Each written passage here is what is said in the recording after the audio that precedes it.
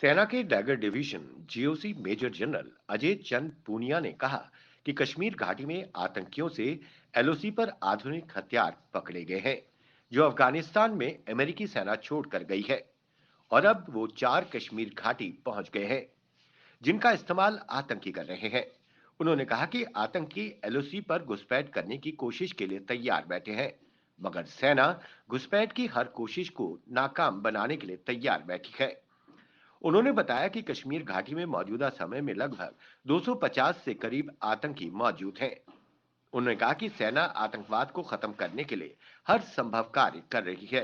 कि जी ये तो 75 साल हो गए हैं, 1947, 1965, 1971 और जो वर्तमान का आतंकवाद का युग है वो तकरीबन 1990-91 से जो शुरू हुआ है उसमें उतार चढ़ाव आते रहते हैं। जब तक अफगानिस्तान में अमेरिकी सेना मौजूद थी तब तक हालात थोड़ा अलग थे।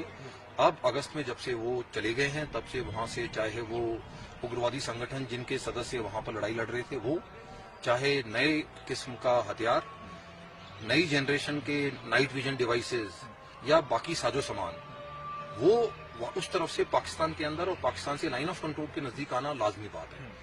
किसी भी समय जो हमारी खबर है उसके मुताबिक 100 से 130 आतंकवादी हमारे जिम्मेवारी के इलाके के सामने, जो इनको हम बोलते हैं लॉन्च पैड, जो ये गांव और शहर हैं जहां इनके ट्रेनिंग कैंप बंद हो गए थे, वो ट्रेनिंग कैंप दोबारा शुरू हो गए हैं और ये किसी भी समय मौजूद रहते हैं। लाइन ऑफ कंट्रोल की डिप्लॉयमेंट और हमारी इंटेलिजेंस नेटवर्क, उसकी वजह से इन्फिल्ट्रेशन में यहाँ कामयाबी नहीं मिल पा रही है जी। लेकिन पुराने जो टेररिस्ट यहाँ पर मौजूद हैं और जो देश के अलग जगह से आते हैं, इस समय अनुमान ये है कि कश्मीर घाटी में तकरीबन 150 से 200 आतंकवादी मौजूद होंगे। इनमें हम उन नौजवानों को शामिल नहीं करते हैं जो ब्रेन वॉश किए जा रहे हैं या जिनकी ट्रेनिंग जीरो है, लेकिन किसी मौके पर उनमें से कुछ ग्रेनेड या पिस्टल फायरिंग के लिए इस्तेमाल में लाते हैं, जिनको हम हाइब्रिड टेररिस्ट या उस अनआइडेंटिफाइड टेररिस्ट का नाम देते हैं। तो जो प्रॉपर ट्रेन टेररिस्ट हैं उसमें तकरीबन 150 से 200 की संख्या है और उसमें से 40 से 45% अभी भी पाकिस्तानी टेररिस्ट जो है कश्मीर घाटी में मौजूद हैं। लेकिन नॉर्थ कश्मीर की जो सिचुएशन है वो तकरीबन नियर नॉर्मल है। आप लोगों ने खुद जाकर देखा, सुबह आप लोगों से मिले तो आतंकवादी घटनाएं बिल्कुल इक्का दुक्का रही हैं। रिक्रूटमेंट जो है पिछले सालों की बनिस्बत तकरीबन 1/3 पे आ गई है और उग्रवादियों की जो संख्या है उसकी भी जो तादाद जो है बहुत कम हो गई है पहले से।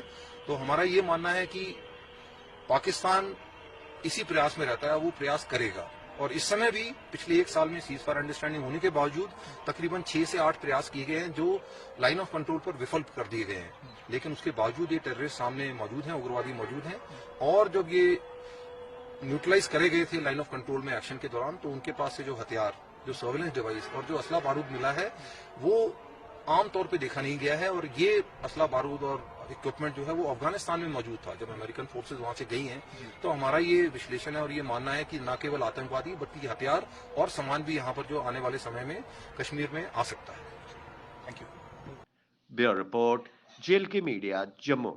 For more updates, do subscribe our YouTube channel and don't forget to hit the bell notification icon. And if you are watching this video on Facebook, do follow our Facebook page.